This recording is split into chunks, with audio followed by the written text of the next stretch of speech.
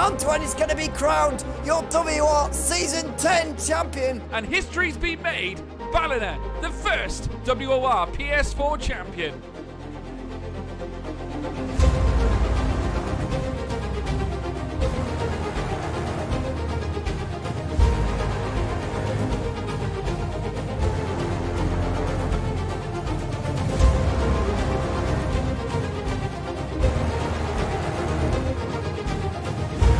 What a championship! What a season!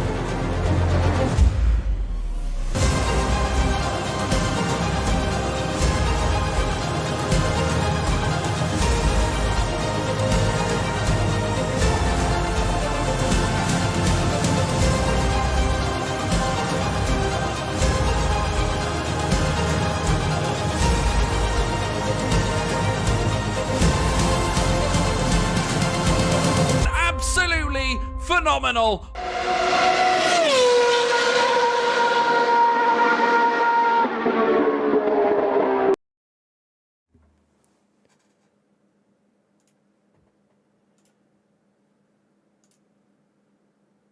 Good evening, everybody, and welcome to WOR Season 11. It's the beginning of the, F1 2021 game, and, it's the Xbox version for you guys tonight. I am not George.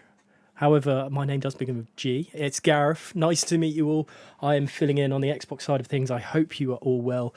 This is a big test of my character, but I do have a trusty co-commentator with me, and that is Beacon, or Bradley, if you don't mind me calling you Bradley. Welcome to WR Season 11.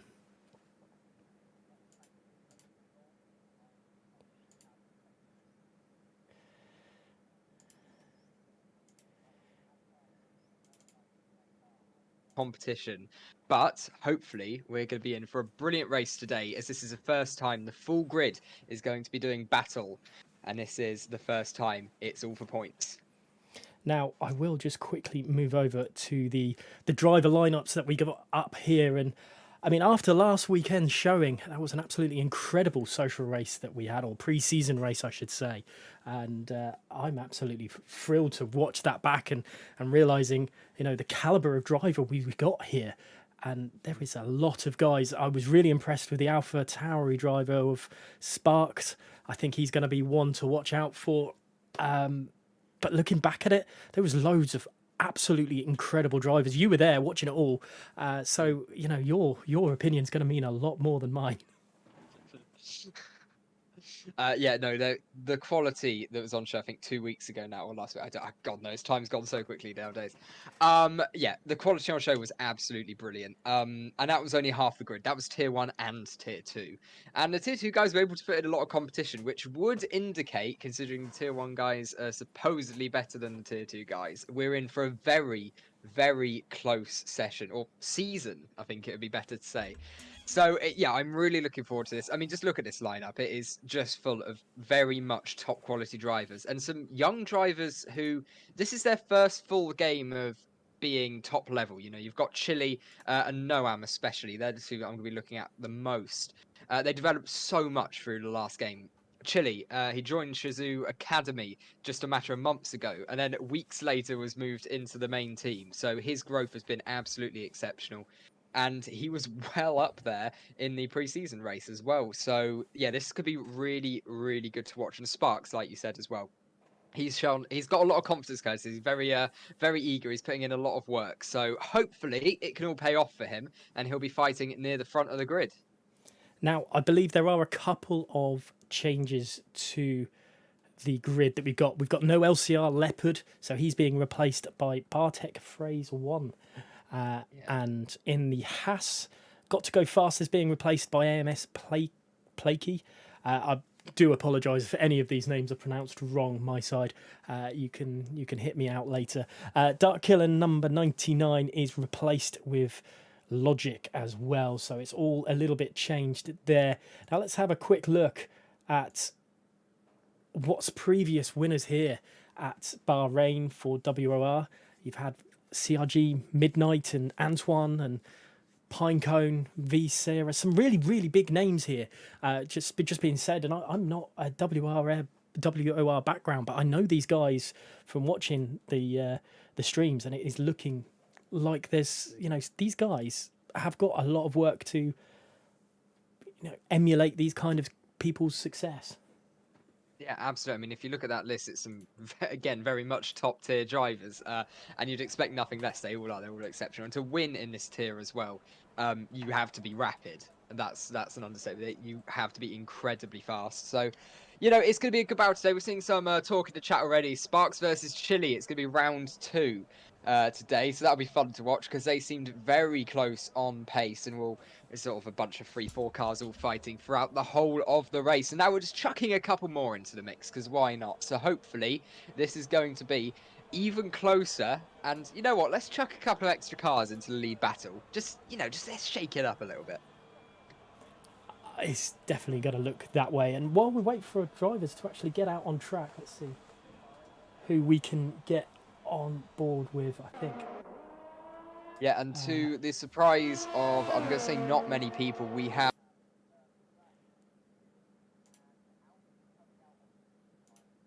the first drivers to actually come out on the softs. So he seems to be committing to a soft start. But something we could see today is drivers deliberately starting outside of the top 10, aiming for P11, 12. We saw that in the social race, and I don't think it's going to be too different here because Bahrain is a lovely track to overtake at. You can properly go wheel to wheel here without losing too much time. So yeah, I think this, this qualifying session, we're not going to be able to read everything into it because the alternate strategy is very strong here. So we're just going to have to see, basically, who can play it best. Now, while we go on board with Baraps, I believe Baraps 19, this corner in specific for me is an absolute killer. So these guys have got a lot of work to do to make sure they keep it on the ground there because it can cause some real big problems. Yeah, absolutely. And you see, the thing is, we had the first social race here in Bahrain probably just over a month ago now. And the curbs were absolutely ruthless. Drivers were getting chucked left, right and centre all over the track. It's just simply by running a little bit wide somewhere. And it's sometimes, obviously, as has been made very clear on Twitter, it's quite inconsistent. And a lot of drivers aren't massive fans of that. Buraps has just gone deep down into turn 1. So that's not a fantastic start to the lap by any means. He's going to lose a little bit of time. He's sticking with it, though. So he seems to think it was okay. But yeah, that's to be expected on the medium tyres. Not a lot of front grip. It's not going to bite fantastically well to the surface. But yeah, I mean, the curbs are the real thing. We had quite a few DNFs, which I was really surprised by in the social race. So hopefully we'll have a little bit less today, and we'll have more cars coming towards the end of the race and hopefully fighting for positions. Definitely. I mean, it's early days, though. It's really, really early days on WR console. We know roughly what these guys' paces are like. I mean, you'd be a bit daft not to put TRL Martin as a job down early for pole here, wouldn't you, really, after the Spanish pre-season testing race? Yeah, since after the pre-season race, I don't think we can rule much out until we disconnected before the race start. Came back after the safety car and went last to first. So, I think he's in a pretty good. Perhaps he's invalidated his lap as well. But yeah, Martin's in a great position coming into this. He's got a wave of confidence coming from Barcelona. It basically feel like he can do anything at the moment. Because, I mean, I think on lap 4, I said, oh yeah, what would be great for Martin is a points finish. That'd be a brilliant comeback. No, and then he went on and won the race. So really, anything could happen in this. A well-timed safety car for anybody could be the difference. And yeah, it's going to be fun to see. But of course, there's so many other drivers. Ron Hart, he is exceptionally fast with 1 lap pace, and then the race pace there or thereabouts as well, still incredibly quick. And yeah, it'll be interesting. Bartek Fraz as well. I commentated on him, I think, two games ago, and he was absolutely exceptional. So let's see if he kept that pace. I haven't seen him for a while, so it's good to see his name pop back up. Viper as well, very quick driver. So I think McLaren is probably one of the strongest lineups on the grid. I think it's fair to say. 2 incredibly fast drivers there. Tribian's at the moment set the best lap time on that soft, which Lucas beaten by just about half a second. So yeah. this is looking good so far. It's not great for the medium runners at the moment. Already over a second behind Raceway is to Luca. So yeah, this is going to be quite interesting because obviously the medium runners, they can have another go at it. The tyre wear is not going to be massive, but I think they might have to bite the bullet because, you know, this isn't a normal league. Everyone is so closely matched. If not, you know, if there's 10 drivers starting on the medium tyres, they're probably going to be the bottom 10. Definitely, and Matthew Reese there, and Shadow straight away, 4/10 quicker with his, and Sparks, his teammate. That Alfa Romeo pairing is looking very, very dangerous. They set an early time in that Spanish preseason, and it wasn't beaten. But Martin got close, Thierry Martin, very, very close. And actually, speaking of the McLaren driver, sorry, let's go on board with him and see how he handles this lap early in qualifying. We've still got 12 minutes left of the session, obviously, to go. And you know, is he the benchmark? I know I've already spoken to him about Martin or Thierry Martin already, but is he the benchmark for everyone, or are you thinking maybe Ronhard? Because I know how quick he can be as well.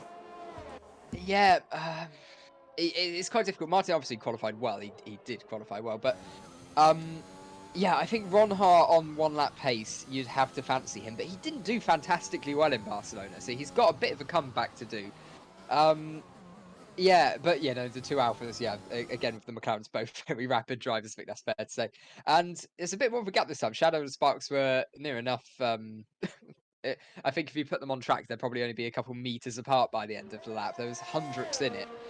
So a bit of a gap already. So Shadow has actually put in a really good first lap for 24.4. And there's definitely quite a few drivers on this grid who probably won't beat that this session. So he's already guaranteed a fairly decent starting position with that lap. But we will have to see how this session develops. There's not going to be a lot of track evolution at all, especially given the night conditions. It's not going to change too much unless the moon decides to be a little bit more intense. But there's a really good lap from Ron High. He's just tracked himself barely ahead of Sparks. This lap from Shadow is looking really positive at the moment. And going on board with Martin, he only managed a 24.968 there, so maybe it's just a banker lapse for everyone else, but Shadow trying to show his hand early. Let's go on board and see what Chile can do. The Ferrari driver's already had a lap invalidated, so the pressure may be coming onto him a little bit more than he would have liked early doors here at Season 11. And there's Jonas getting out of the way. He does actually get out of the way. I thought he was going to get back into the way there, but Chile going straight through, and you can see the amount of the track, or not the track, these guys use just to gain every little bit of advantage. And fair play, if they can keep it, they're doing it well. And what can Chile do then? It's only P4. 24.8 is still a very, very solid time, but nothing compared to Shadow right now. No, it's already shaping up to be incredibly close. If you look for Alfie's just put in really good lap there, 24.47. So he, at the moment, is the person closest to Shadow. That is really impressive. Is this a case potentially where some of the soft runners are going a little bit slower because they think they could beat their lap on mediums? But it's such a big delta compared to the likes of Viper. I really don't think that's possible. That would be one hell of an achievement. Yeah, I think potentially, obviously, we know Martin has a lot more pace than that. He is going to put in a better lap time. There's no doubt, unless he invalidates his last two runs here.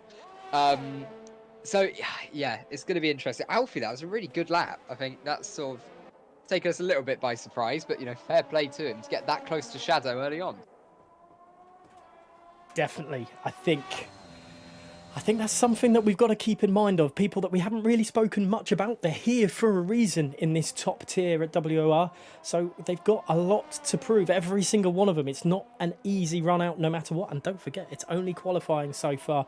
9 minutes left then, and Tribion on a lap. And I mean, do you think being a part of obviously a team like VRT or Shazoo or someone like that helps massively? Oh, it's a big tail end there from Tribion, and I'm not sure that's going to help his lap time at all. It's a big bit of oversteer on the exit. I think he'll be hemorrhaging a little bit of time. But yeah, you know, it is beneficial to be in one of the top level teams. Definitely, you get a lot of support from other incredibly fast drivers, and they sort of all do help each other out. So, and the likes of setup improvement as well. You can have generally a good baseline to start with, then you can tweak it, you know, to your own liking to find those extra couple of hundredths. But Yeah, it's definitely beneficial. They can all work with each other. They all know each other, especially.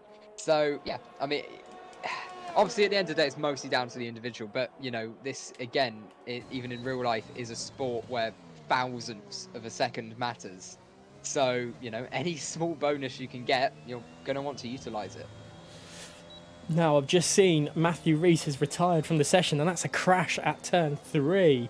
And that is, you know, his qualifying over and done with. He could see himself knock quite far out of the fighting positions early on, and that's not helpful at all. And he's got a lot of work to do in the race.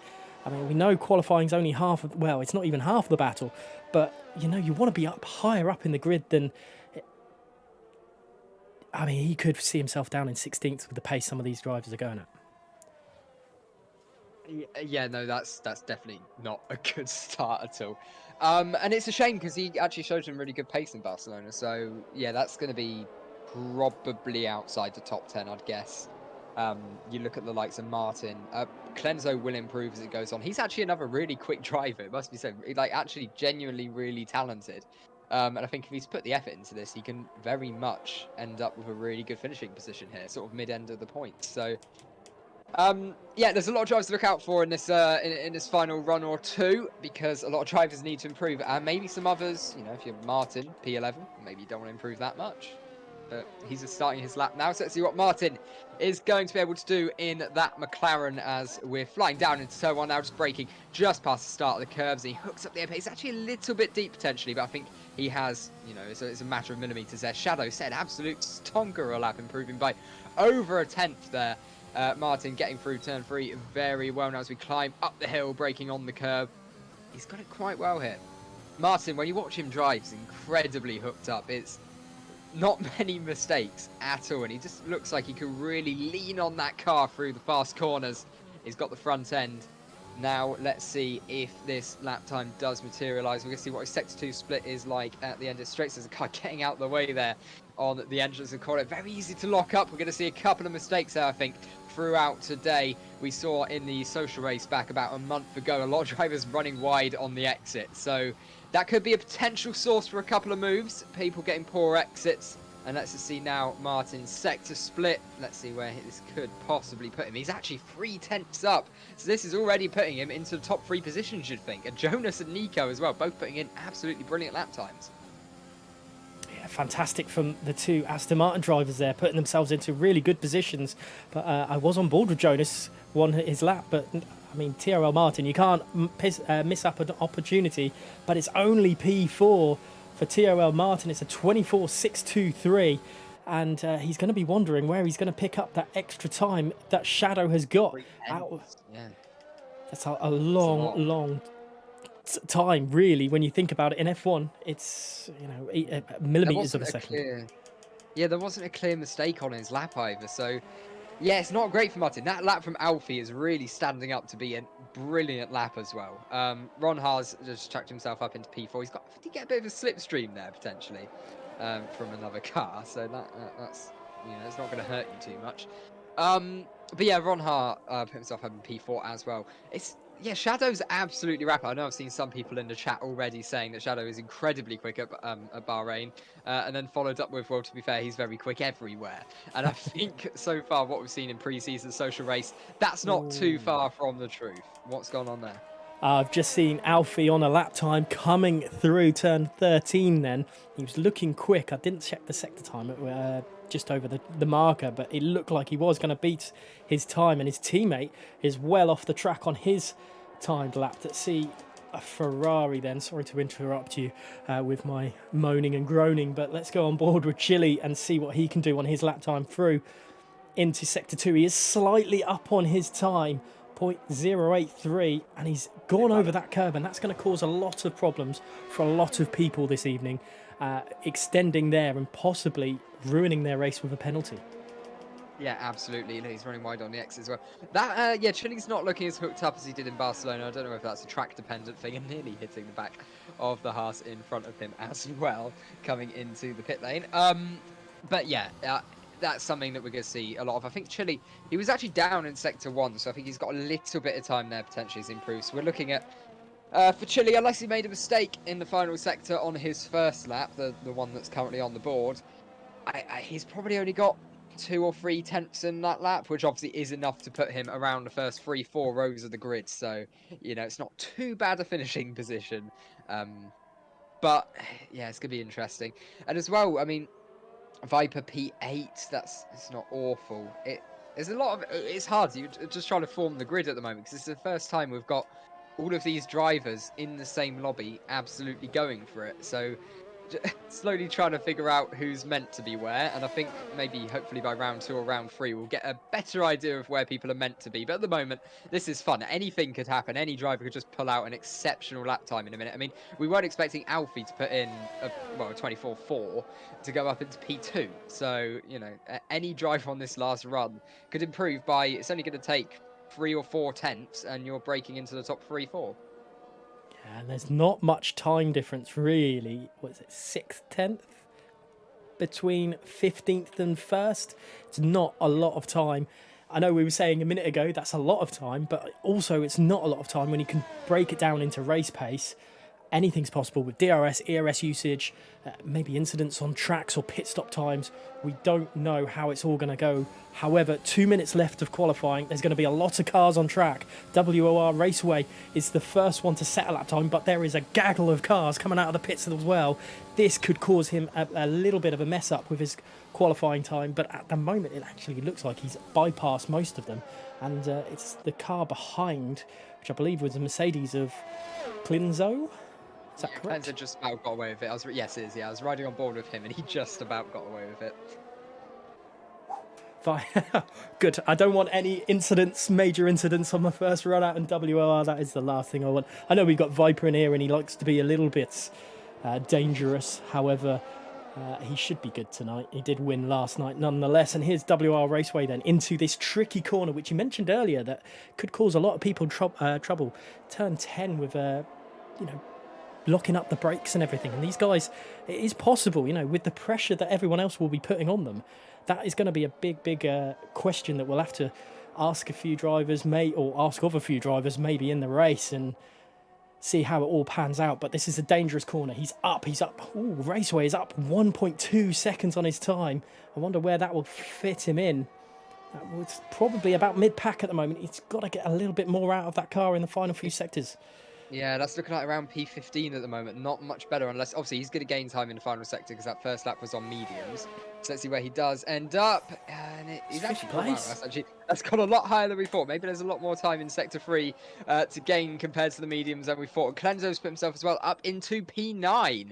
And why don't you look at that? But if you take away Shadow, who's most of the gap at the moment, you're looking at less than a quarter of a second between P2 and P9. So it's quite close out there.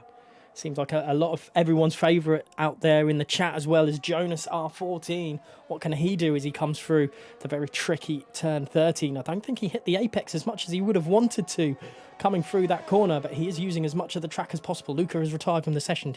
He's crashed out at turn 11 to 12. A little bit of skew whiff there from Jonas through the last corner. Has that compromised him? It has indeed, and he's not going to go any quicker. Let's go on board then with his WR Nico. I hope it is. No, it's not. I believe it must be his. Lost now. Let's go board with Logic. He's coming across the line, but it's only P16 for the Williams driver. Is that Plakey putting himself up into P4? Where's Ronhar? What can Ronhar do? I believe Shadow's just ahead of him on track. Either that or he's just behind and Sparks is just ahead. But they're the guys that we really want to be watching out for. Martin is just behind them as well. So a lot of drivers making moves in these final few minutes of qualifying. For Ronhar, a little bit improving by a lot at the moment. He's only improving by 1/3 of a tenth. So only 300ths, and Shadow's just set a 24.264 on Ronhar. Yeah, Ronhar. Sorry. Ronhar getting very close. Very close. But it's TRL Martin now. We'll finish all way in a minute. But TRL. Probably. It's fifth. Not quite. And that is qualifying over and done with. Not what we expected in the way of completely, but there's a couple of names up there that we weren't expecting, obviously VRT Alfie being one of them. But what a qualifying session that was. Yeah, absolutely. It was not a bad session. It's really, really close, and a lot happening at the end there. So we'll have a quick rundown to just double check where everybody is. Clenzo, of course, he'd done his first run a little bit early and invalidated his second. I don't think he was going for it. But yeah, he had to come in. So that was the end of that session. Sparks not qualified fantastically well, but look, like we've said, look, Viper's in a fantastic position now, starting P11, and I think he's nearly put himself as one of the favourites for the race, simply because of the alternate strategy and how strong it is here. And the fact that, you know, he's not that slow either, so, you know, he'll probably be able to improve just a little bit. Look how close that is. That's a top 10 separated by less than 4/10. That is ridiculous. That is crazy indeed, and we're not going to get a quick rundown because the timing screen has already gone quicker than I was expecting. So obviously the front row of that grid is looking tasty nonetheless, and Shadow is looking incredible. That guy has got some serious pace about him, but you were exactly right. Viper in P11, I don't think he would have, unless he started... I know he likes to start at the back of the grid, but I don't think he would have wanted a better position. P11... fresh set of tyres. Even if he doesn't go for the alternate strategy, he's going to be rapid through this, but my thoughts is that he will go for the alternate strategy because that is probably the better race trim. Yeah, I think so. Well, no, I think it basically categorically is, unless we get a safety car coming out at the wrong time that neutralises all of the strategies. But Sparks is he's in a poor position starting, but for the context of the race, he's not in a half bad position if he can make up a couple of places early on. Chile, though, he has got the worst of both worlds now because he is starting P10, so he's going to be the last of the soft starters, which means he doesn't get the alternate strategy, but he's also got a lot of traffic to get through if he wants to move his way forwards. That's not great at all for Chile. He's got a lot of work to do, and he's already mentioned in the chat that, FFS is not ideal for him at all. Up quite well. But yes, we're straight away into it. These guys are not hanging around. What? One small bit at all. They know what they're doing. They know their strategy. They know the plan. We were just waiting for... Oh, it's gone to the waiting screen, so maybe a few people have jumped in and out. But this 29-lap, 3.3-mile-long circuit is just about to get started here in WOR, and I can hear my floor creaking underneath me, so that's a little bit annoying now. I hope you guys don't hear it back at home as well. But tell us in the chat who you think is going to take victory here, and we might be able to get through a few of those. I think in the positions that everything's going, I don't want to ask you too early, but who do you reckon is going to take victory here? It's gonna be a fun one, isn't it? Let's see. I'm definitely not just going to copy whatever the chat says the most. No, I'm going to go with one of the alternate strategy runners, mostly because it means we're probably going to get a decent race with a fair bit of overtaking. But equally, I'd like to see the likes of, well, we've got a good top 5 or 6. I think that pack's going to stay fairly close together. I can't see a lot separating them, at least in the early stages of the race. The likes of, obviously, we've got Shadow, Ronhart, Alfie, maybe Alfie, but we've got to see what his race pace is like. If it's anything like his quali pace, he's not in bad shape at all. But yeah, I think all the way down to Martin, I can't see that group getting too separated for the first 5, 6, 7 laps, probably. And then if they can get in a DRS train from there, they should be in fairly good shape to basically all just stick with each other and basically pray that the drivers starting further back aren't able to use that strategy. But let's have a quick look at the tyres. So Viper starting on the hards. That's quite interesting. As is Joe Lowe starting on the soft. That's he's got to make positions very early on and break well into that top 10 for that to work particularly well. So that'll be an interesting strategy. But then everyone else going for what you'd expect with the mediums. Now that is definitely expected. Apart from Joe and Viper there. Viper, well, he's always been a little bit of a weird one when it comes down to it, but he's going to make it work no matter what he will. He's going to try his best nonetheless, and I'm sure he is really going to push it no matter what. I mean, I'm really quite impressed with Alfie's qualifying time, so I'm looking at him more than anything. Yeah, it's gonna be fun to see. I hope he has the race pace because let's just chuck another driver in the mix. Why, a bit more fun. I, you know, I don't think Connor's going to be able to keep it up. As much as I'd like to see it, I think he could potentially, this could come back and bite me, and it basically just makes me look really stupid. But I think his race pace may be slightly off the top pack. So I think he may be the start of the midfield battle, the second train of cars. But yeah, no, this is going to be really good. We've got a really interesting race to come, and a lot of drivers very evenly matched on pace. And I think an undercut at the right time, a safety car at the right time could be the deciding factor. We can't count out the possibility of a safety car either. Bahrain has had it a few times in the past, and especially with this model of the game. But we'll have to wait and see. They are lining up finally for WOR Season 11.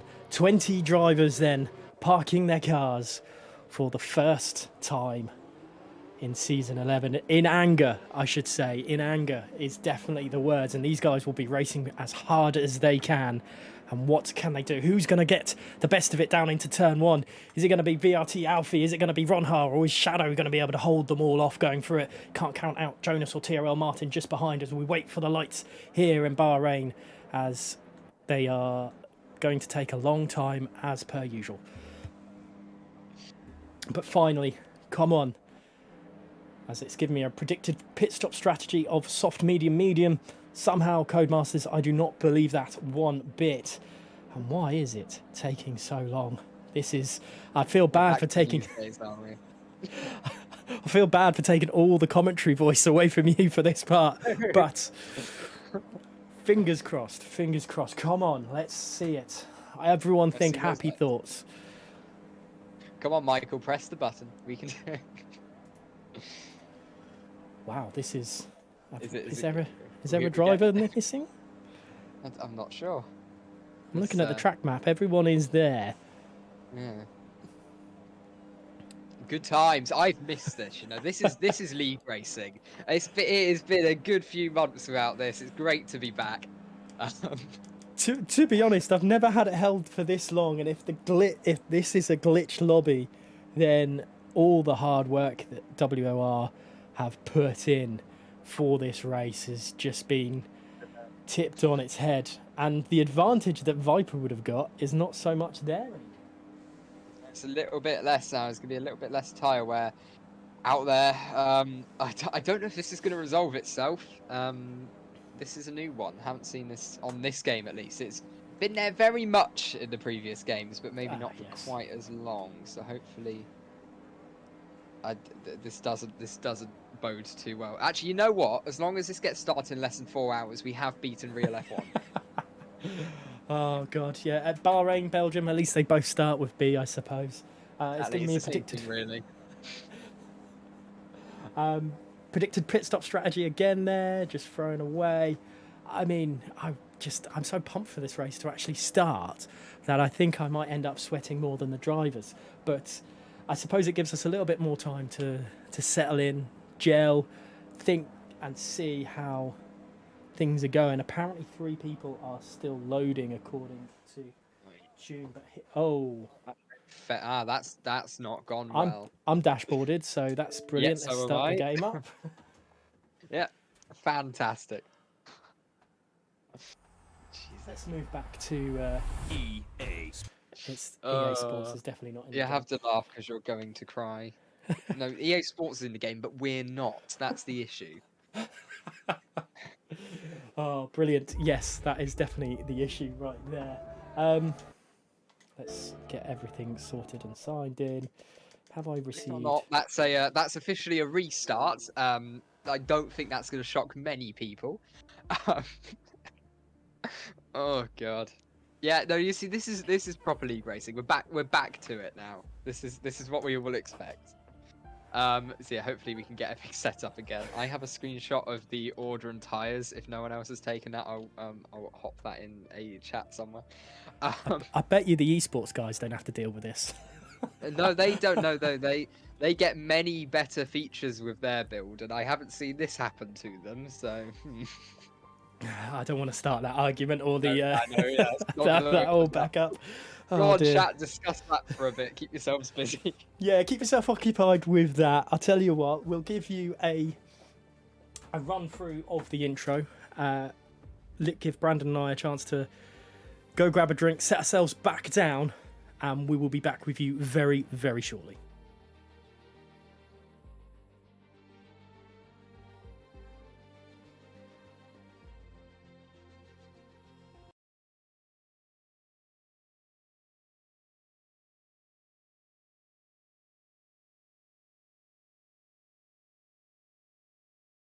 Antoine is going to be crowned your WOR Season 10 champion. And history's been made.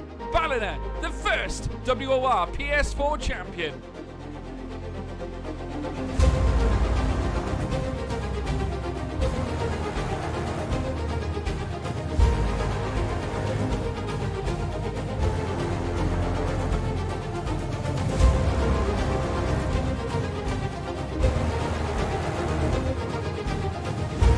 What a championship! What a season!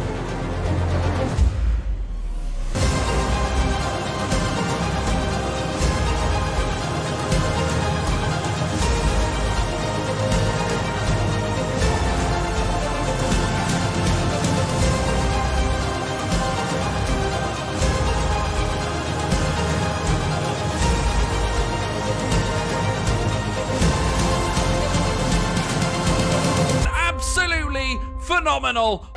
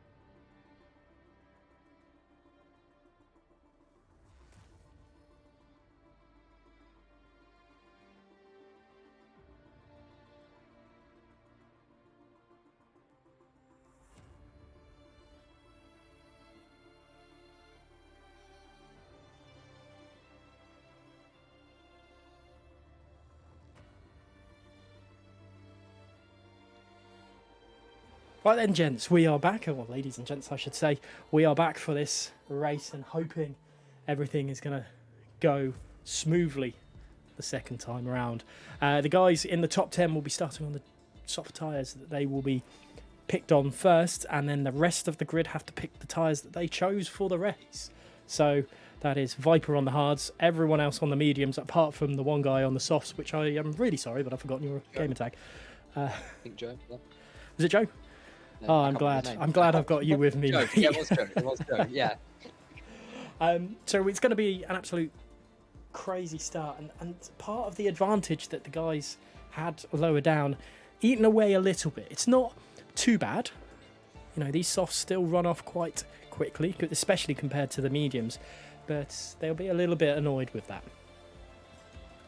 Yeah, definitely. You know, it's just a little bit less of a delta, which it's not a massive thing, but it is just an extra couple of tenths a lap, and obviously that's, I mean, it's useful, isn't it? No one's ever going to snub their noses at an extra couple of tenths. So, yeah, this is just going to be. I can say the comms gave a heart attack. Sorry about that. We should just come. We should just go silent for a couple of minutes and shout, just to really get people. But yeah, it's going to be a bit annoying for them. The soft runners will be enjoying it because they now get a lovely fresh set of soft tyres to start the race. So, you know, there's going to be less complaints there. They can run their strategy a lap or two longer, their first stint, and it should make them soft medium a lot easier. So, you know, I don't think they're going to be complaining too much. People in the lower half may be a little less happy. Yeah, I think so. I think so indeed. I'm just looking on Twitter as well for some comments through who's going to win the race, and Jonas R14 is a prediction for at @ChrisDoc_1. So, I mean, we're thick and fast, guys. Keep them coming. We'll check as many as we can. Obviously, at this point in time, while they're setting the drivers ready, starting a little bit later than usual, but at least as soon as we finally get round to lights out, it is away we go, and hopefully full throttle, or is it, as George says, pedal to the metal? I'm not going to take his catchphrase off the start because I don't want of go go go go go. No, Yeah. I've got my own boring ways of saying it, so you guys are going to have to listen to my dulcet tones for the season, and hope my good commentator friend here will make it a little bit more interesting. No, I am qualified, honest. But yes, as we're ready, these guys are slowly readying up and pressing the ready up button and off. So we'll keep on this previous winner stat for now, as it's still got the tracks to come this season. So after the Bahrain Grand Prix, we have Suzuka, Japan. Don't get it in real life, but you get it at WOR.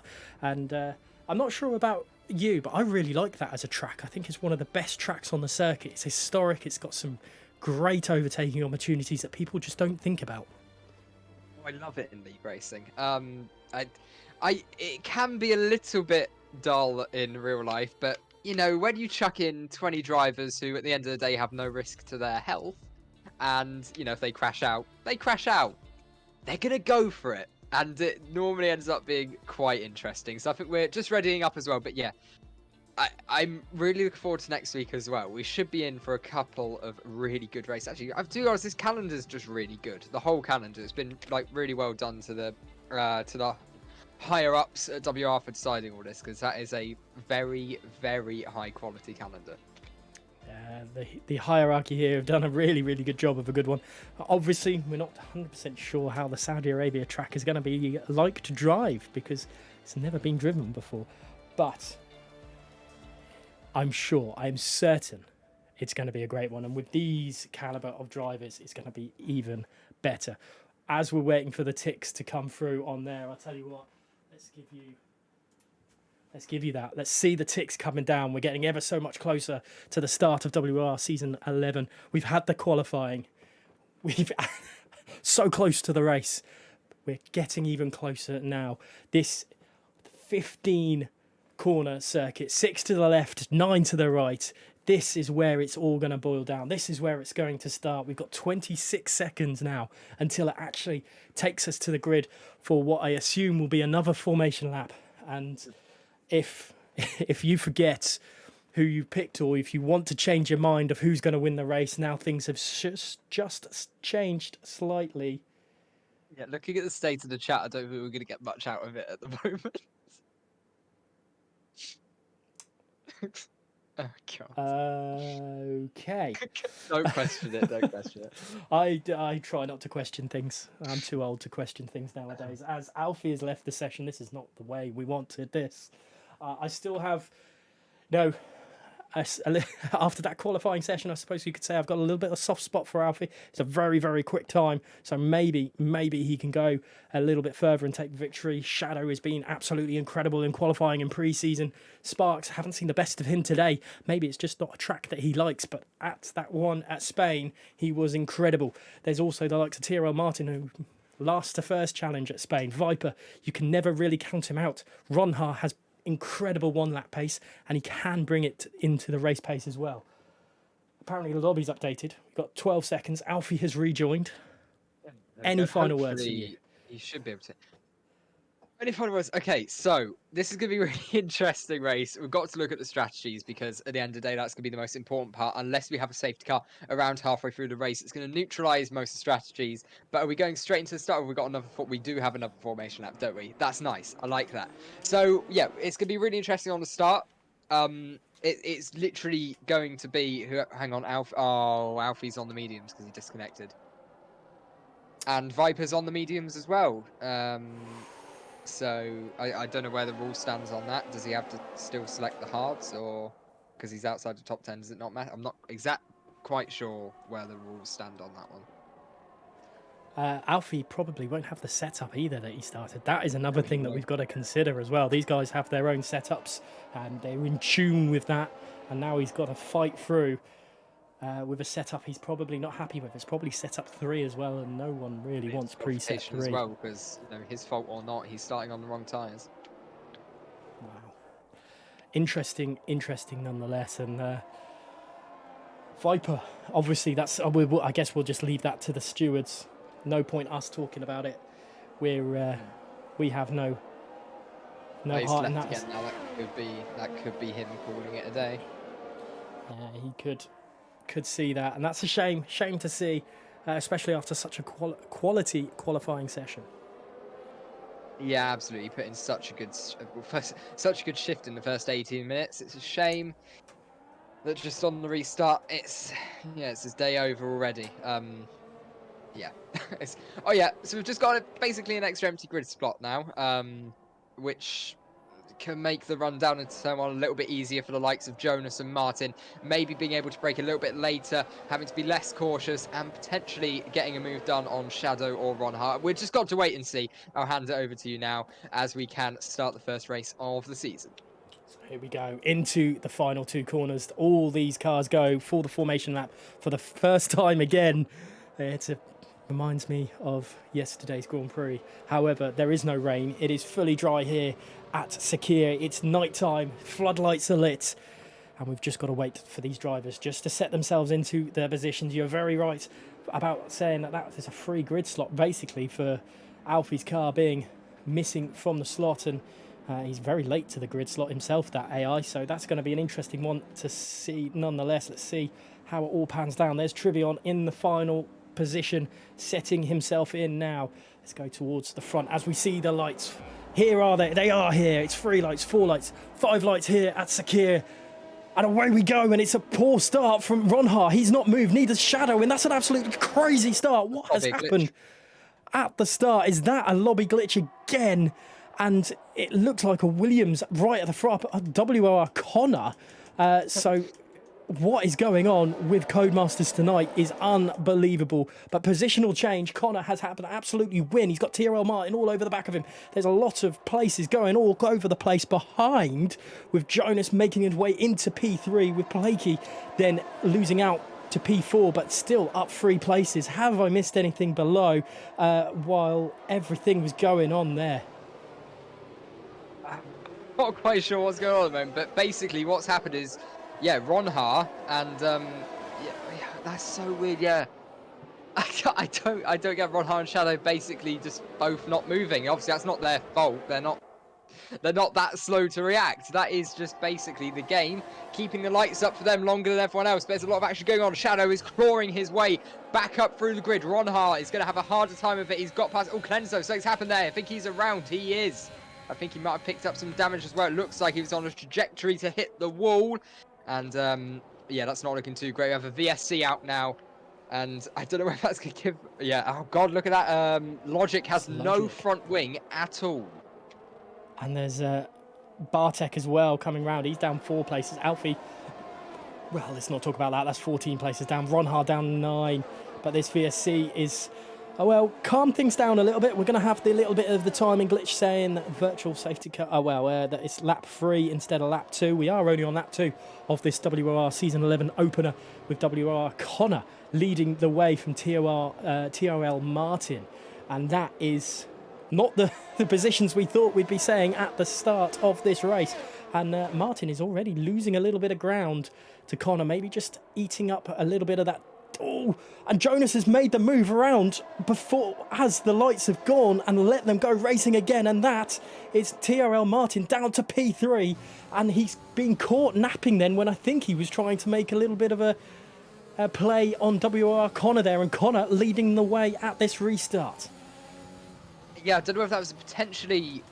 Obviously, the VSC, it ends on a random time between a certain amount of seconds. And if Martin was slowing down to make sure he could have a bit of a delta, just to have a bit of a run-up then, and Jonas has gone, no, you know what, I'm going to risk it, I'm going to go all out, and he's been able to jump Martin. So that's a really, really good start for himself. The timing screen has finally just about fixed itself in a minute. But Connor, so far, is having an absolute dream of a start, driving up ahead in P1, and not quite into the distance yet, because Jonas is going to try to pile on the pressure. And here comes Joe on Viper into the final few corners there. A relatively easy move for the soft runner driver. But Viper, will he have a look up the inside? He's going to have a look as Jonas goes quicker again. I don't think those guys are going to have much time in that as well. And the timing screen is actually telling me that TRL Martin is actually ahead of Jonas, even though on the positional screen he's behind. So that's just making it even worse. As Ronhar up the inside of Sparks. These two had a little bit of a battle a few weeks ago. But will Ronhar make the move stick? He has done, and there in the background Sparks is being passed by the Red Bull driver. Luca has rejoined the session, so I'm not sure what's going on there. Let's go on board with TRL Martin as he tries his best to get back at Jonas in P2. Yeah, at the moment, Martin he's got to get his move done pretty quickly. But yeah, I'm not quite sure what's going on the timing screen, because Jonas is definitely not 1.2 behind Connor, considering he's effectively pushing him around turn 10, right on the gearbox of the Williams. And this is, yeah, and also Placky, actually, fair play to him, has had a brilliant start up in P4 too, and Raceway as well in P5. This has given a, well, it's weird. It's basically just completely shaken up the grid. Yeah, this is crazy, crazy stuff, but we'll have to deal with it. The timing screen a little bit off, as Viper is apparently minus 0.1 seconds behind Joe Locke. Not sure how that works. So there's crash, there's an incident. Is that Tribion and... Yeah, it looks to be... and Cleanso. Cleanser, yeah. That could be the second instant Cleanso's been involved in this race already, so it's not a very good start at all for the Mercedes drive. Obviously, we're not quite sure what happened, but we've got a yellow flag sector 3 that does not get upgraded to a safety car. I was about to say thankfully, but I think for some drivers, they would prefer it. Yeah, 3 wide going into turn 1 for the lead of the race as well. TRL Martin and Jonas are going to go for it. 5-second penalty for Cleanso, but there goes WR Connor. He's lost the position to Jonas, and Jonas has got the move done. And this is crucial for the Aston Martin driver. He's got to get out and quick, because TRL Martin is looking incredibly racy. Will he dart up the inside? He does not. He thinks better of it. Yeah, absolutely. He definitely thought about giving that a go, just trying to unnerve Connor a little bit under braking, making sure that he keeps his eyes on his mirrors. And now Martin, he knows, because Connor, you know, as we suspected, probably doesn't quite have the race pace with the DRS activated as well. He didn't stand much of a chance from Jonas.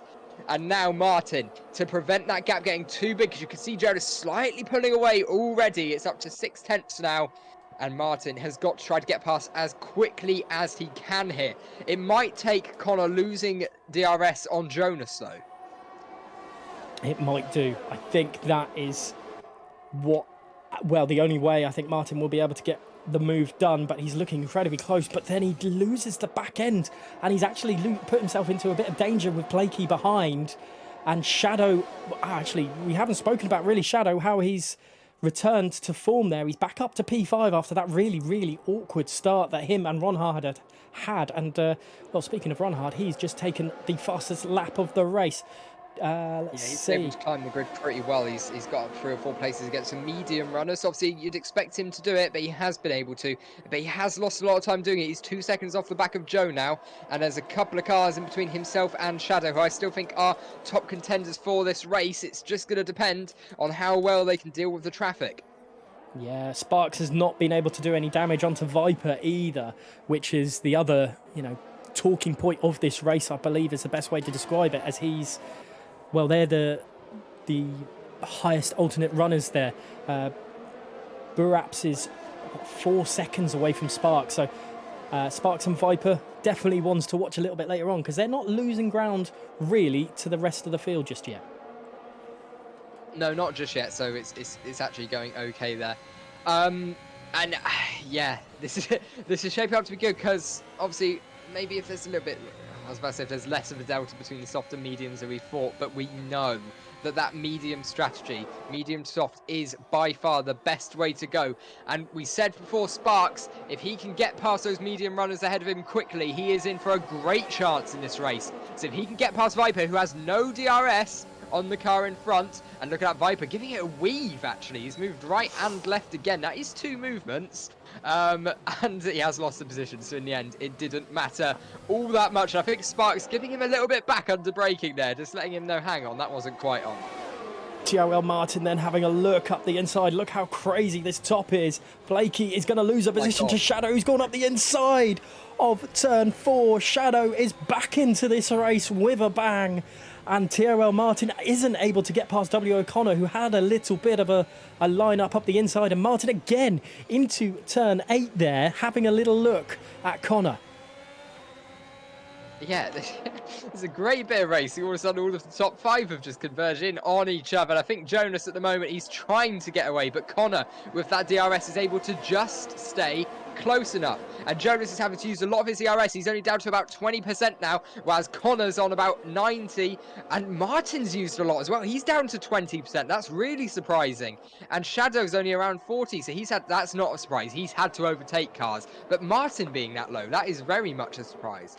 Martin wants to get through. It's clear to see he's desperate to get past W.O. Connor, and with the DRS assistance for Connor from Jonas, that's the reasoning for it. Let's go on board with Shadow as he looks up into the drivers ahead, and it looks actually like it's going to be a better view from TRL Martin. He's not close enough to Connor. Connor's having a go. Will he have a dart up the inside into turn 1? He thinks better off it. Martin has a really late lunge by the looks of things, but nothing to it in the end. And Shadow very, very close to Martin, and these guys are giving it their all as Sparks hasn't been able to pull away from Viper, but they are staying within the 2-second mark of Ronha, which is a little bit surprising considering the tyre difference at the moment. Let's have a little look at WOR Raceway. We've barely spoken about him, but he's in P6 and doing an absolute cracker of a job in the Williams with what he's being, well, the hand he's being dealt at the moment. And these guys are all absolutely full on, and here comes Shadow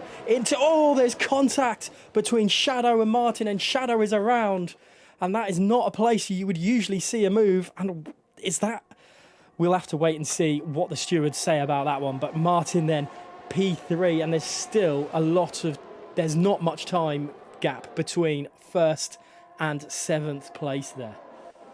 No, I'm just going to have to watch it back on the stream now. The stream's a couple of seconds by, so we'll just give that a quick rewatch. That's really unlucky. I think that's going to be chalked down to a racing incident on balance there. Yeah, that's really unlucky. I think he's basically gone for the move, and I don't think Martin was expecting it that much. Left probably just about enough room, and probably a mixture of understeer trying to carry more speed meant Shadow just understeered into the McLaren car. And that's really a shame, because he's done so well to fight back up into that position. He's already shown he has the race pace. He's escaped damage. So the question is, can he try to get in that position again? It's going to be a real hard ask at this point. What's happened to Martin? Martin! He's pulled over. Has Martin pulled over? And he looks like he's let Yeah, he's letting Shadow through. He's left the session, so crazy weird. scenes, crazy scenes. We're not sure what's going on here, but let's go back to the battle at the front. WR Raceway and Nico still fighting through. It's left WR Connor and Jonas a little bit of a gap forming at the front. It's 1.3 between second and third place at the moment. Ronhar is slowly eating back into Joe Loke there in P6 as well, so Ronhar is definitely trying his best, but it is a shame to see TRL Martin there disappear off the grid, and hopefully he can come back in and it's not an actual issue that he's got, but let's see what is going to happen. That's got to be a hardware issue, I think. That's surely, you know, he's pulled over so the car doesn't crash, and he's known straight away, that's it, it's gone. So I don't know. I mean, that's got to be a hardware thing, I'd imagine. But yeah, it's really weird, because he was just letting Shadow go. He's not going to leave the race afterwards. He's not thinking it was that much his fault that he's going to disqualify himself. That's really weird and really unlucky as well. So we actually got the first of the soft runners coming to pit lane now. We've got Joe coming in. So Joe coming in and Viper making a move on Sparks as well. So these two, when the guys come into the pits on the soft runners, these two will effectively be leading the race. Obviously, they'll have a pit stop to make as well. But wow, what an interesting set of events that we've got. Viper back up in front of the Alfa Romeo, and I know how much he used to love the Alfa Romeo. What is going on with Sparks? What's he? Okay, and that's a full safety car as well. And you'd think quite a hefty punishment for driving into a wall at full speed. What on earth is going on in this lobby tonight? Is it anything that... Is it problems? Unless this lobby's not working with hardware at the moment, because there wasn't any movement on the wheel either, unless it's glitching out. Maybe I really genuinely don't know what is happening. Wow, this just is mental stuff. It brings the drivers below back into things.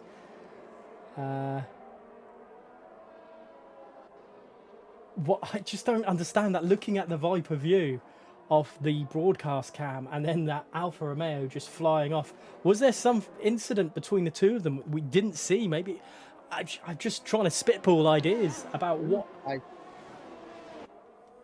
I don't know. The leaders coming into the pit lane now, though. They're all probably going to go on the hards to the end of the race. No, I have absolutely no. I don't think there was any instance between them. It seemed like it was all fair racing. Yeah, it's weird to see Martin just pulling over and retiring himself, and then that happening to Sparks. Yeah, I'm not 100% sure. That is wow. Okay, let's see it all just pop out. Viper then into P6. A couple of drivers doing different strategies there. Nico and Raceway going on to softs. So they're, well, throwing themselves into a two-stop strategy. Viper and Plakey onto hards, while Jonas, Connor, Joe and Ronhar thinking mediums are the tyres to be on to take them to the end of the Grand Prix. And that is just incredible stuff. I don't really know what's going on, but we'll get back to it. Safety car in. Not in yet. Safety car is out on track. And let's have a look. There's 5-second penalties to Raceway, 5-second penalty to Luca, and 5-second penalty to Chile. And after such a promising pre-season, Chile's just not had the best of luck. But it's all nullified now. We've got 19 laps at this current moment in time for these guys, or just over 19 laps, sorry, to get it all set up and ready to go once again. And with everything going back into position, who is your pick at the moment? Who do you think is the winner out of all this? I mean, I don't know which driver I'm expecting to plough into a wall at 200 mile an hour next, so I'm not 100% sure. But I genuinely don't know. Ron Haas seems to be, well, obviously he's going to be back in it now. He's on the medium tyres. And he's going to the end of the race. Placky as well, he's on the hards. It's a bit 50-50 between the mediums and the hards, but he's not going to have the track position, which could make it end up being probably the worst of the two options, because he'll have to fight other cars, because he's presumably going to get passed by Joe, Ron Ha, and yeah, not the likes of Viper or Buraps. I think they should be alright, but Shadow's right back in this now. He's had disaster strike him twice, but he is only a matter of seconds off of the lead of the race, and there's only a few cars in between him and that accolade. So, you never know. He's going to give it a go. We saw more from Martin last week, but yeah, Martin's still... Oh, 2 weeks ago. I genuinely don't know when that race was. But last time out in Barcelona. And, you know, Shadow's going to give it a go. And from P8, anything is possible. So, I'm going to go Shadow. Let's just say Shadow. It's going to be a good race. Let's go with it. Let's see what he can move. Has Martin come back into it? He hasn't. His AI's put softs on as well. Alfie, another driver that's what could have been as well. I mean, he's pretty much been robbed of a good race today with being disconnected at the start. And a spin from Luca. Another spin from Luca. That's the second. Yeah, under safety car. He's not enjoying it. So those rear tyres that hot, or is he just really bad at doing burnout? So I'm not quite sure what's going on there. But yeah, he's lost a couple of positions that he definitely wouldn't have wanted to lose. Yeah, definitely not. And maybe the tyres are just too cold. Yeah, we're going very slowly. Yeah, so there's not much heating up on him, to be honest. A lot of these drivers going very, very just straight line, not doing much movement to heat those tyres up. Safety car is in this lap, and let's go on board, well, on the broadcast view of AMS Plaky then, the first runner on the hards, as we come down the fourth straight, I think is the best way to describe it. And yeah. Penultimate straight we'll go with again. Yeah, penultimate straight into 14 and 15. And these guys have really got to start heating. We have news on what Sparks was, what his issue was as well in the chat. So apparently it was he went into the menu, back into the race, and his wheel didn't move and his throttle got stuck. Which, to be fair, it looked like that didn't look like a deliberate crash in the sense that you'd normally have some natural wheel movement from the force feedback. So. Oh, we're back underway. As well. Yeah, back underway. There was not much going on, so I just let you go with it as Joe Locke looked like he was going to go for Blakey, but there just wasn't enough. But this time round there will be, surely. Blakey's got a lot of problems with the AlphaTauri right next to him. And it is side by side through turn 4, and the AlphaTauri is definitely going to have the move done, and he stuck it.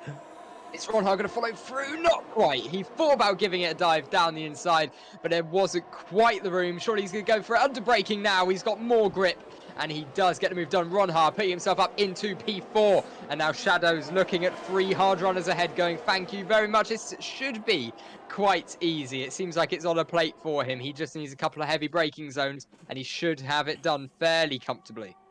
And Buraps there goes very defensive. Yeah, really defensive. I think potentially unnecessarily, because he probably had a bit of ERS to defend him with there. Or just thought it wasn't worth. Yeah, I was going to say, unless he's just thinking it's not worth fighting the Shadow just yet. He wants those tyres to go to the end, and maybe the medium compound will be very, very worn for Shadow, especially with the amount of work he has to do to get through. Viper looking very racy coming down into turn 14, but not enough onto the Haas just yet. And... well, Jonas just went at the beginning, and here comes Viper.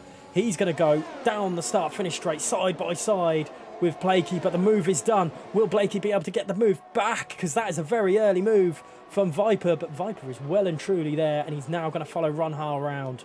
And, well, crazy start to this safety car restart as Nico and Tribion just behind, battling away as, there is a little bit of contact there. Lots of going on, and it's 3 wide with the Red Bull as well. The Red Bull, I think, has actually made a triple pass unless Nico can hold it in, and he has done. Nico has kept the position, actually taking the position from Tribion, and Tribion has lost double position there. And very wide on the exit. He could be about to lose out to the Ferrari of Luca, who's trying around the outside, but couldn't get the move done. Under braking, and I think he might struggle to get another chance because they're both on those hard tyres. It's going to take a good dose of DRS. Chile up the inside of Matthew Rees as well into the hard turn 10, and he's got the move done, surely. Chile is trying to get himself back into this race, but he's still got that Mercedes alongside him, but it's not going to cause him too much trouble, and he's made the move stick, and he's into P16. And WR Raceway, then the massive loser out of all this, really. He was back up at the front battling away before the safety car, but here he is now battling between two Ferraris. He's a Williams in a Ferrari sandwich, and he's gonna lose out on a position surely to Luca. Luca does not make the move stick, and wow, everything is going on here. He's going to get the move done on Luca though, and this should be really comfortable. He's using all of that extra grip on the exit of the final corner, and there's also Shadow getting past Placky, under braking down into turn 1. Shadow moving himself up into P6. His march forward continues as he's now got Viper in his sights ahead. He's got past Buraps, he's got past Placky, and now it is Viper, the McLaren in front on again those hard tyres. So, you know, if these mediums do go off a little bit more by there, Shadow's picked up a penalty though, and I don't think he's going to be the first of the drivers to do that tonight. Yeah, no, I think there's, well, Luca down there already has, and WR Nico getting through TRL Martin there. But Viper was desperately trying to cling on to the coattails of Ronhar, but it just wasn't happening. He's now got no DRS to defend against the ever-quickening Shadow. But the guy that we've not spoken about since the restart, really, is Jonas. He's just left everyone for dead, as WR Connor is now having Joe Lockford company back there. As let's go on board with WR Raceway and see what he's doing with Tribion. This is getting very, very close between the two of them. The AlphaTauri and the Williams driver, incredibly close. But just no overtaking opportunity for the Williams driver just yet. What can he do? I think he backed off the ERS because he doesn't want to go for the move into the final corner, because that'd probably give Tribion DRS going now down the main straight. So here we go. This should be a really simple move from Raceway. He left it just a corner later. He's got the DRS, he's got the ERS, and he also has P13. He moves himself up closer to the points again and past Alfie's AI as well. The Williams driver there, sorry, not the Williams, the Ferrari driver of Chile trying to get involved in the action as well, as a yellow flag in sector 3 with Luca retiring from the session. Let's go on board then with the battle for P5, Viper versus Alpha, and of the Viper versus Shadow, sorry, of the Alfa Romeo team. And he's not been able to get through, and Joe actually is all over the back of the Williams of WR O'Connor. Let's have a look at that battle, because that is very, very close. And Ronhar is right behind. I know Joe will want to get the move done before Ronhar gets any ideas. As Shadow actually overtakes Viper then into that corner, and that is the move done. Yeah, now we have Ronhar and Shadow back on track with each other. So, yeah, Shadow, he looks absolutely rapid at the moment. I think on pure pace he deserves this win. But whether he's actually going to be able to get it is another question. This could be a little bit harder than we think for Shadow, especially with that penalty. But he's also got to pass Ronhar, who's a very good driver. Joe, who's proving himself to be an incredible driver as well. Connor, who at the moment is doing fairly well. But look at this. Joe's going for the move down into turn 1. In fact, he's not even down into turn 1. He can pull back over to the left-hand side of the track, under braking, and actually Connor's absolutely sent it down the inside and trying to follow through is Ronhar. There was a bit of contact, Ronhar running wide, but Joe's holding on. He wants to get past Connor. He's got to be sent around the outside. It's not going to work, and Connor just for now is holding on, and Jonas is looking back at this going, oh, thank you very much. This is just giving Jonas more and more time in his back pocket to use later on. He's probably saving that ERS while these guys are burning through it. Shadow is getting closer to it as well. P2 is looking like maybe a four-way fight with Shadow agonisingly close, and he's bringing Viper along for fun, actually. That is going to help Viper out massively towards the end of the Grand Prix. Here comes Ronhar. He will have a look up the inside, but nothing to it. But these three, nose to tail at the moment. Connor with a wonderful switchback on Joe into turn 1 after losing the position. He's not letting it go. Connor wants as many points as possible. Yeah, at the moment he is fighting for dear life, and it is really good to see that. I don't think Joe was expecting that dive down the inside at turn 1. He thought he had that move done. In fact, we all thought he had that move done, but Connor said no and just absolutely sent it under braking. But I think Joe, again, he's got a better chance now. He might try to get a little bit more of a gap and defend that inside line, but it's Ronhard going to follow him through. That was really late movement from the AlphaTauri on the Red Bull, but it's 2 places lost for Connor, and then Ronhard moves himself up into the podium places now, and he's got Joe just ahead of him, and then it's the race leader, Jonas, as well.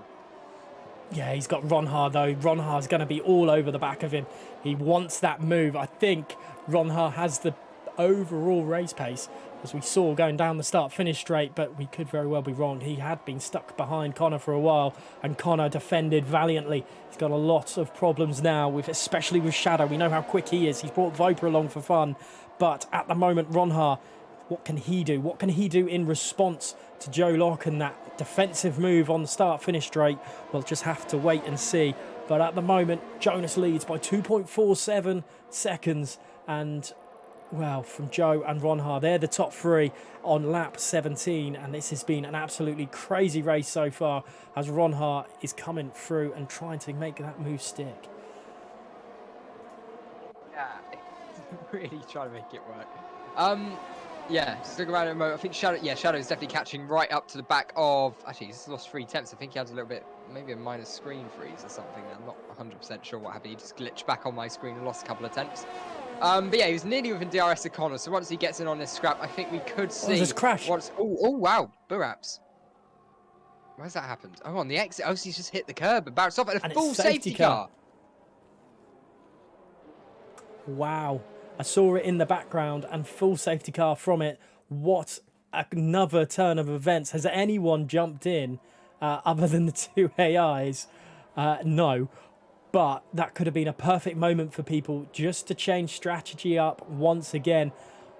Yeah, one last go at it. But at the moment, medium runners, this is going to help them to no end. And they'll still have the pace at the end of the Grand Prix. Yeah, absolutely. What was somewhat marginal, obviously they were going to make it, but there'd have been, they couldn't push quite as hard as they wanted to, and the wear would be getting higher by the end of the race. But now that's not an issue at all. They should be pretty fine now. And yeah, the hard runners won't be enjoying this because it's an extra effective, 3 less laps of tyre wear that they're competing with. Yeah, it's going to be quite annoying, but...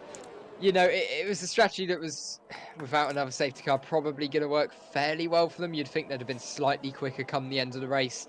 But, at the end of the day, 6th and 7th at the moment for Viper and Placky. If they can hold on to anything like that, they're not in a bad place at all. They are some good points there. I do feel for Jonas after such a great getaway after the last safety car. He's been dealt a duff hand. Yeah. I know, it's... I know, very, very slightly off topic, but they're all going for softs. Oh yeah, they're pitting, are they? Yeah, they are. Oh, they're going for it. That's interesting. I think it is worth it. As long as drives ahead of you do it, it's worth it. Otherwise, if you're the only one, you might struggle to climb your way back up through the grid with all of the traffic. But yep, everyone is giving it a go. I don't expect anyone to leave it out here. Yeah, I think it's only he's just that I mean, I don't know. It's quite a lot of laps left. Once we get going again, it's probably going to be 9 laps or 10 laps of running to go. So, yeah, as much as I appreciate the idea there, I think he's going to really struggle against the soft runners. That is a very, very odd thing to see. I mean, bold calls are the ones that we want to see. He's definitely made a bold call. If he can keep the cars behind just that little bit longer than we would have thought, maybe he's there to help Ronhard out. Maybe it's a team game. We haven't looked into that too much. I know it's very, very early doors to think of team games and, Michael Schumacher-esque of the 2000s. But maybe this is what they're playing at, trying to give Ronhard the start of the season that he wants. Jonas and Joe looking very, very quick. And I'll ask you again, because I'm sure it's changed, who's in the best position now? I mean, who's in the best position is Jonas. Who's going to win the race is between Jonas, Ronhar, and Shadow, I'd say. Mostly down to the fact that Ronhar looks to have the pace on the 2 in front, and Shadow looks to have the pace on the 4 in front. So this is quite dependent on how easily that Alfa Romeo can make his way past Connor, and probably Joe as well. I mean, he's had good pace all through this race, but I do feel Ronhar and Shadow are the 2 fastest in this pack, I think it's fair to say. I think you're right with that to say. But Jonas, I'll give him his due. If he can get the start and get Bartek going quickly, he could build that league, and we could see, the end of the season, the real life season last year when Perez won the race. He was just able to pull away and everyone else was fighting.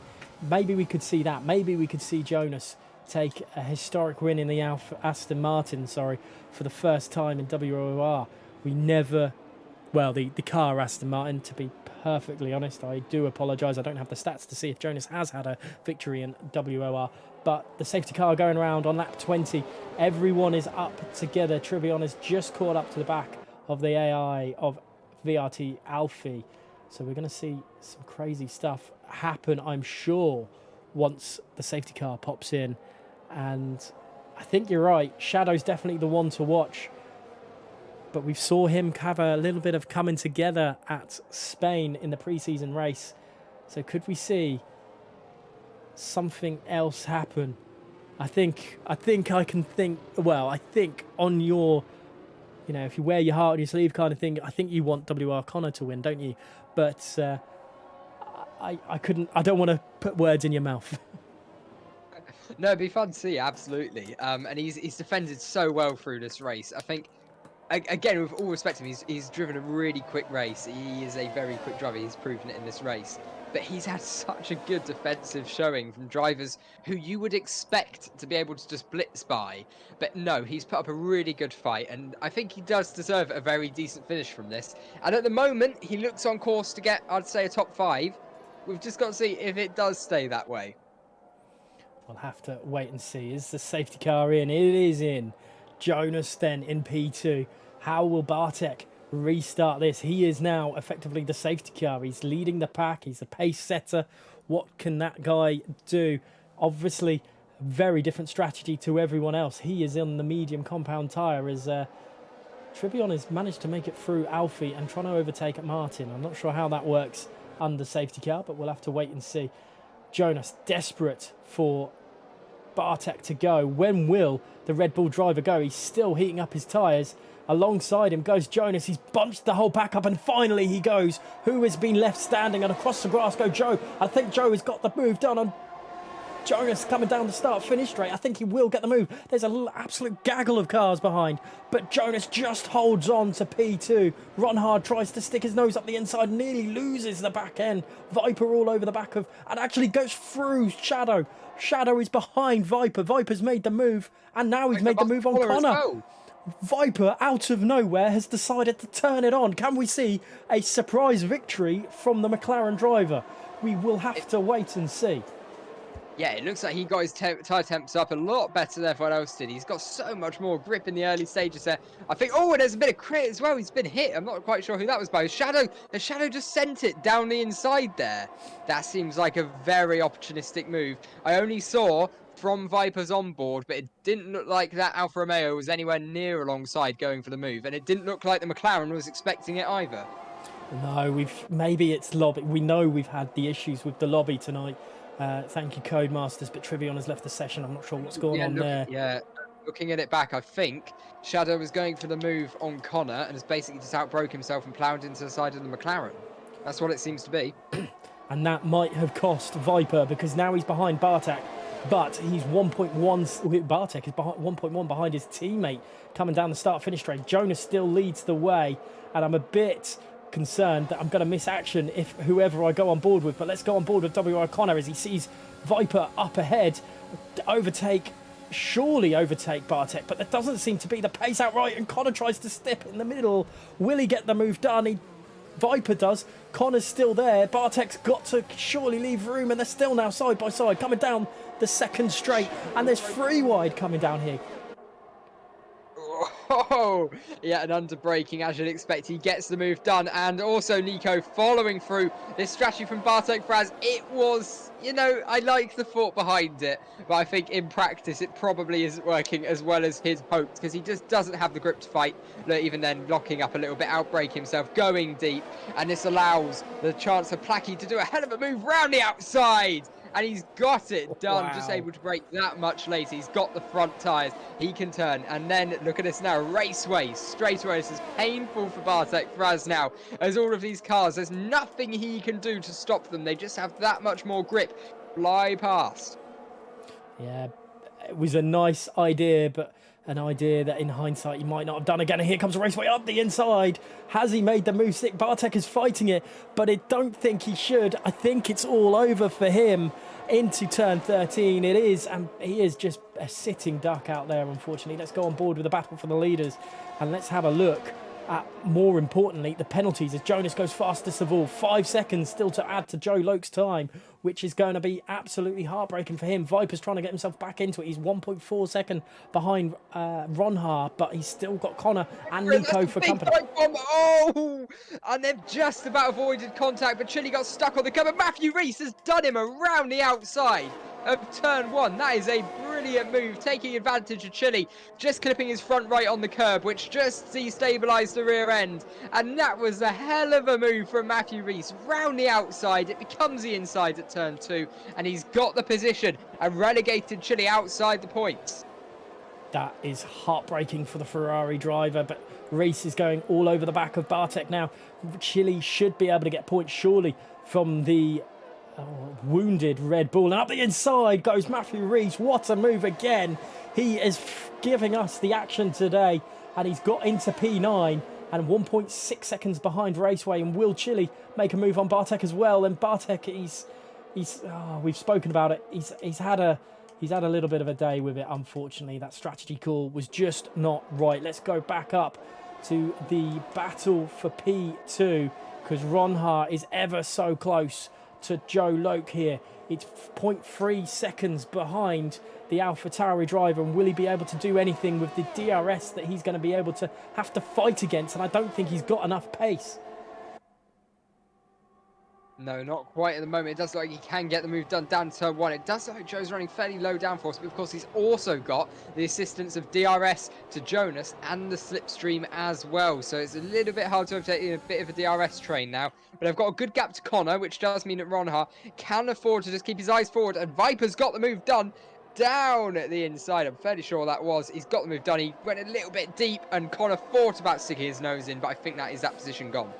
Yeah, Connor gaining the position at turn 1 and then losing it at turn 4. Viper's not going to let him get it that easily. However, all this battling has added an extra second. Shadow gets the fastest lap of the race. Unfortunately down in P15 now though. But Viper and Connor and Nico all losing a lot of ground to the battle for the lead.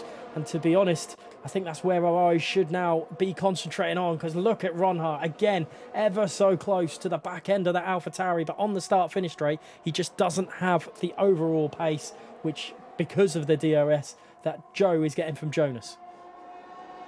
Yeah, at the moment, it doesn't look like he is quite able to get that move done. It's just simply too much space. What's gone on there with Chile? Is this... Oh, it's a disaster. He's spun and drops outside the top 10, which gives Bartek Fraz a great chance to hold on to that 10th place, because it looks like there's going to be quite a big gap now that Chile is going to do well Here to comes close Joe, in. sorry, on Jonas. Joe, yeah. And Ronhar is going to make the move there as well. Surely they can't get 3 wide here. Jonas somehow still manages to hold on to the position. Sorry to cut you off, but they're going defensive again. Very defensive from Jonas as he comes now back onto the racing line. But he's got to remember that Ronhar's there. He's going around the outside of Joe. Surely not through there. Has Ronhar made the move stick? Surely not. There's not going to be contact. He's still trying to hang it in there. They're still going side by side, but finally Ronhar has the position. Yeah, Joe's trying to fight this for all his life. He tried it round the outside, but I think that is Ronha now up into P2. And he can now focus on trying to get the lead of this race and claim the first win of the season. What's gone on as well is another yellow flag, and that's Shadow retiring from the race in the pit lane as well. And Chili's got past Martin's AI, so his recovery's trying to get there, but he is nearly 8 seconds down now. I think there's... Yeah, he's just got no rear grip at all. I think the tyre temperatures may have got a little too high, and the tyre wear on those 9-lap-old softs with still another 4 to go. That's going to be quite difficult. Definitely is for poor Chile there. I don't think there's going to be enough time. Ronha has still got to worry about Joe Loke behind because he is not giving up the fight easily. Jonas then, well, let's watch this from the view of Ronha. I think this is going to be it for Jonas. He is now down into P2. I don't think Joe is going to have anything in there. And Ronha takes the lead of the Grand Prix on lap 26. Viper's still managing to hold on behind as well. And I think that's a mistake from Jonas. Yeah, and Joe has a lot of ERS to play with here, and he's using it to his advantage. He had about 30% more than anyone else in the top 3. So there we go. He's got the inside. He pushes at Aston Martin right off the track. Not quite sure. I think that would be... Yeah, I think that's legal. I think that's fine. But Jonas might have a different opinion on it. I think on balance, that is fine. He was ahead going into the corner. Jonas has tried braking a little bit later. And now, I mean, he's got the DRS. Can Joe give it a go on Ronha? It's going to be difficult, but Ronha doesn't have DRS and Joe does. And Joe has, like I said, 20% more ERS to play with at the moment. There's a lot to consider, and maybe there's going to be mind games set in place. Maybe Ronha will let Joe lead a couple of laps so he can get the optimum the optimum overtaking on lap 28 going into 29. That could play the part as well. I know you never want to lose a position, but you've got to have the wits about you to make sure you overtake at the right time. There is a 5-second penalty on Joe. I don't think it's going to be removed because of speeding in the pit lane, but let's have a look at him as Ronha goes to fences. Ooh, that's a very swervy move there from Ronha, but I don't think it's going to deter Joe at all. Coming down into turn 1, he holds off. Yeah, Joe playing the smart game, maybe. He's got DRS again here, though. Maybe he thought he'd get a good exit, but I think that's going to be quite challenging because Ronha, I'd think, would have the advantage through the corners. That's where he would be quite strong relative to the slipstream and the DRS that Joe is getting. Viper's getting past Connor as well. That's a neat move. And now there's a big train behind Connor. All of these cars all the way down to Raceway. It's just a big train now following these guys. And it looks like Connor's just maybe not got the front end anymore. He might just be struggling a bit through the corners. We'll have to see. Yeah, he's actually losing the rear as well. I think he might be suffering a bit higher tyre wear than everyone else at the moment. Yeah, Connor again into turn 1, overtaking Viper, but Viper having the smarts around him doing it, and Nico having a look at Connor now. Is this the end for poor old WR Connor? Has Nico got the better strategy in him at the moment, the better tyre life?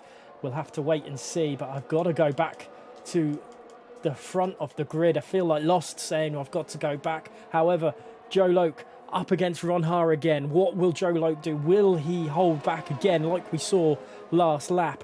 He's obviously playing a smart game, the AlphaTauri driver. He wants to win this Grand Prix, as they all do, on track. Wow, that's crazy. We'll have to wait and see. Look at the back flip. Look at the back flip. It's like he's waving at us. He's just opening and closing it, and he doesn't want to make the move just yet. Yeah, that's odd. He didn't use any ERS either, whereas, yeah, Ronha had to use a little bit more. This is weird. Is that, like, legitimately quicker? Has he found an exploit, or is he just, giving a wave to the stream, like you said? I don't know, but Viper has lost 2 positions, and Nico's... Will Viper... Oh, goodness, that is very, very close, and I don't think he will. Viper did not want that to happen. Maybe 1 place for this lap, but not 2. And down into P6 then for Viper, and that is not ideal at all. And WR Connor into P4, and Nico having a little bit of a struggle there. Viper not able to make the move done, but this battle for P4 is just as intense as the battle for the lead, as Jonas slowly dropping away from the lead. I think Joe Loke has some serious pace advantage over Ronha with that DRS assistance. Yeah, and with the ERS advantage as well. Let's see, because he's got that extra. It's about 25% now, so he's a little bit more on this lap. But could that be to get himself a little bit closer so that he can go for the move now, as we're about to start the final lap of the race? Surely whoever leads into turn 1, and especially whoever leads into turn 3 and 4, have got the best chances of winning this race. Look at Ronha already pulling out to the defensive line, going back over to left-hand side. He can't really have another move now unless he goes for under braking. He sort of thinks about it, and I think Joe now, he's got one more corner to give this a go.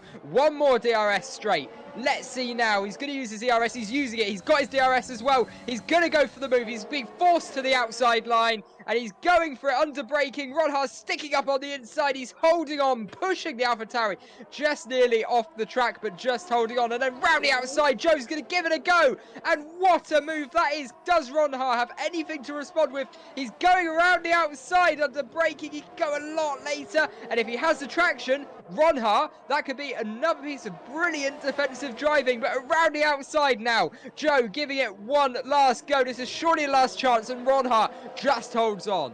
What incredible driving from the both of them. Joe Loke not giving an inch, neither Ronhard. They've got, that was just incredible defensive drive and attacking drive all the way through. We missed Nico dropping 3 positions, but for that, I don't think it matters.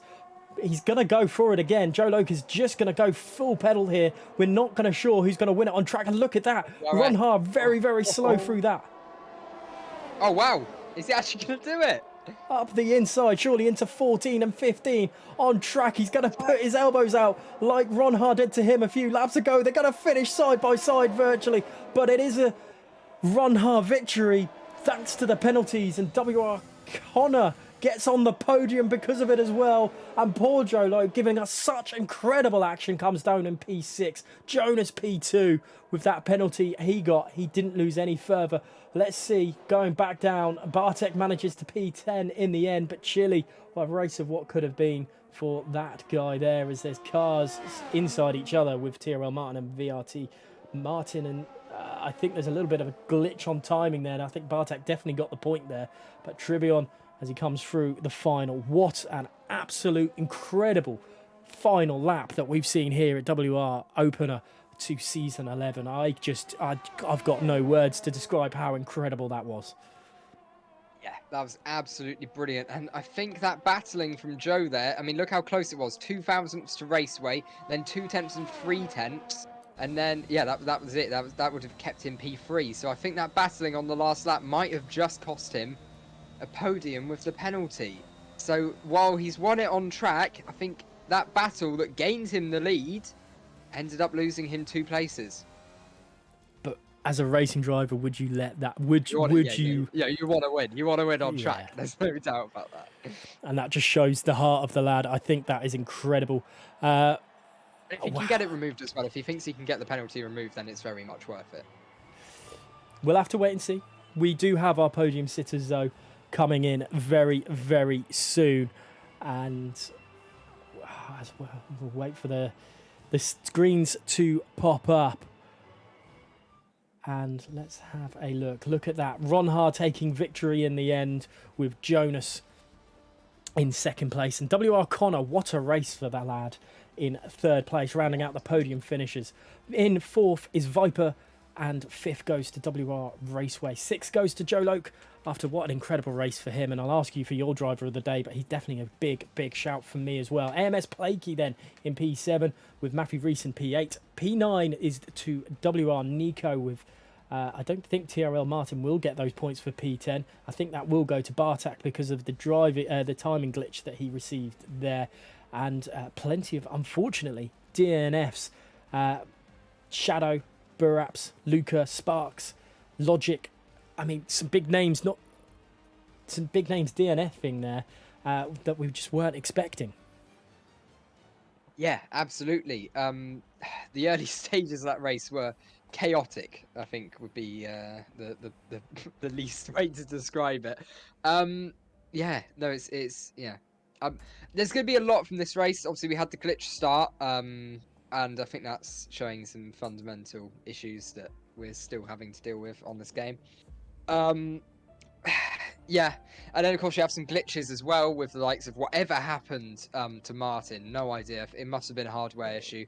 And then what happens as well to Sparks, the game just sticking him on full throttle into a wall. It's so unlucky because it's out of their control. That's the main point here.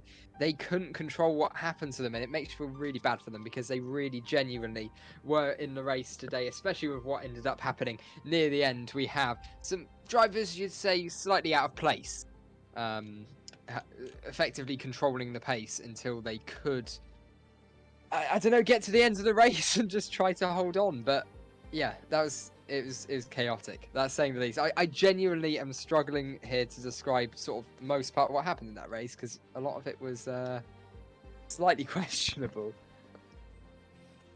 Kurwa, Yeah. po prostu jebane Oh shit, tak jest. I didn't see it.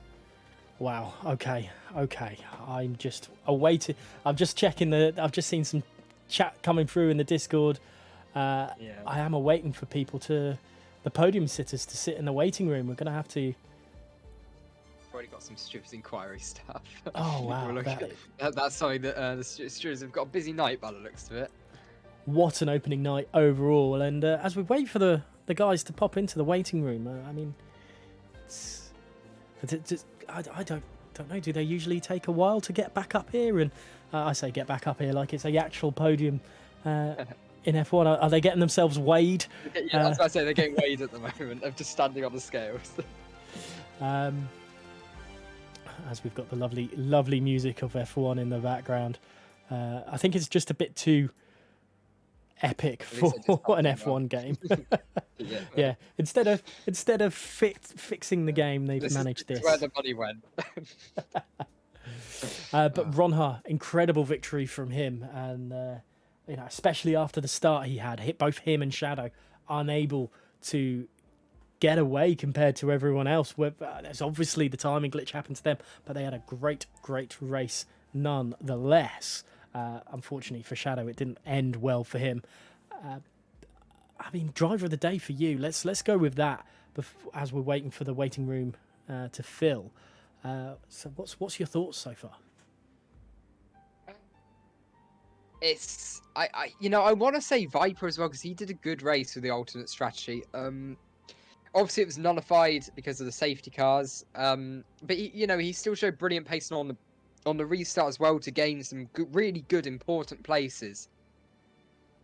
And I don't know. I mean, I don't think he got any damage from the Shadow crash, so he escaped quite well there. But it would have been a little bit destabilizing from that point on in the race. But I'd say Viper did really well. Ronha did really well too. But I mean, Joe's pace was absolutely brilliant, and if he can get his 5-second penalty removed, which, having just seen it, I don't think is particularly likely because it was a speeding in the pit lane one, it would have been the win. So for Joe, it's tempting to say him. I'd say him or Viper probably for me. I want to give it my opinion. just throwing it out there. I really want to give it to WR Connor because what a race! Yeah, I think he did really well as well. Yeah, I don't think either of us really gave him any. But he had a fairly during the actual race itself. It wasn't the most. I don't want to say not exciting because he was in a lot of battles. He did really well, but there was nothing too dramatic. There were we saw a couple of potentially worse battles elsewhere. But yeah, let's put it this way, there's a lot of very frustrated drivers in the chat at the moment, and I think there's going to be quite a few stewards inquiries going on. So very much provisional results at the moment, but I think it's very much the rough idea of what the classification is going to be past all of the stewards. I don't think we get at podium drivers at this point. I doubt it. It is a shame, but it is what it is, and I just want to say thank you. If this is the end of the stream, which I am going to go, just do it. I'm just going to end it. Sorry, but thank you so much. It's been an absolute pleasure, commentating with you over the opening of WOR Season 11. It's been an absolute pleasure on my side. Hope you guys have enjoyed it. From the bottom of my heart, I am sorry for the game. There's so many issues that have come through. Obviously, I have nothing to do with it. However, Yeah, it is. It is what it is. Have you got any final words for the guys out there while we round out the show? Yeah, obviously, thank you, massive thank you to everyone who stuck by with us through the delay between the first race start or lack of start. And the chat's been absolutely brilliant tonight. It's been brilliant reading all of your comments on my screen. Yeah, basically, basically, cheers and see you next time out. Hopefully, do you wanna do some cheeky plugs? Yeah, why not? Why not indeed? Me and you are back next Monday for the Japanese Grand Prix for the Tier 1. But don't forget, there is plenty of action throughout the weeks. We've got the PCs version. Obviously, George and Ginger Andy on a Sunday. They were here last night in Tier 1. Don't forget about them. Tomorrow is Tier 2, I believe, with Dark Killer number 9 and Disputed. Tier 3 will be Joseph and Westy Dog on a Wednesday. So yeah, plenty of action throughout on WOR through the weeks, through this week until we come back on Monday. And I'm really looking forward to it through all the races that are coming in. I think there is some incredible drivers throughout the league, even outside of our league. I know we've got to be biased and say ours is the best of the best. Best, obviously, yeah. The rest, they're beneath us, but there's some of them are really good, I guess. Yeah, I mean, they're definitely much better than me. Anyway, we hope you enjoyed, and for us, for now, we'll catch you in the next one.